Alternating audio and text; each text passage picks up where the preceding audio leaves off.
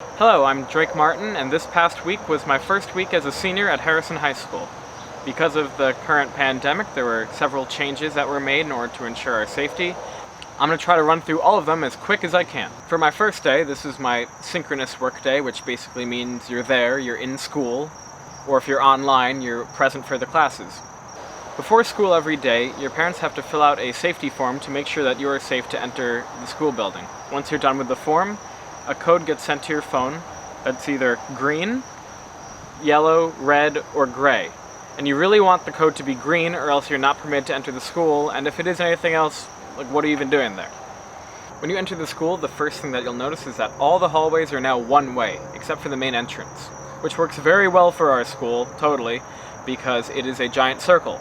I can't show you photos from inside the school, but just know that there's a big circle and a small circle, so if you miss your stop, now that the halls are all one way, you gotta go all the way around to get to it. Although this is a minor inconvenience, I understand why they did it, as it makes the hallways much more safe and less congested. Before the first period bell rings, there are 4 options for you to go. You can either go to the big gym, the small gym, the cafeteria, or our auditorium in order to sit and socialize as much as possible. The common thing between all 4 locations is that it all is made up of desks that are facing one way in order to limit the spread of disease if people are, moving around and everything. When the first period bell does ring and you make it to your class, given you didn't miss it the first time around and have to go all the way around the circle, the first thing you'll notice is that they're equipped with webcams in the center of the room that look like this. This allows all kids, even the virtual ones, to both see and hear everything that you see. Nice.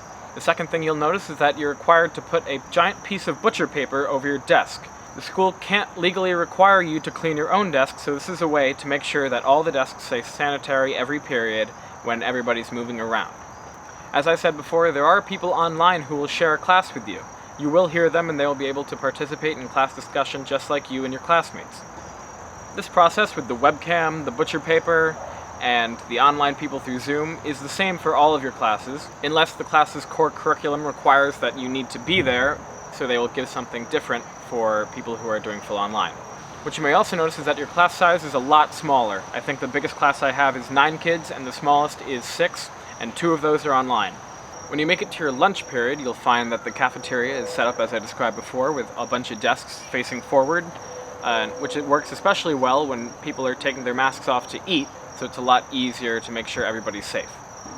Then came my second day, which was my asynchronous day, meaning that I didn't have to go to school and I was at home doing the work that was assigned the previous day. This day is a lot more chill than the first day, and it really gives you time to just work at your own pace with whatever homework was assigned.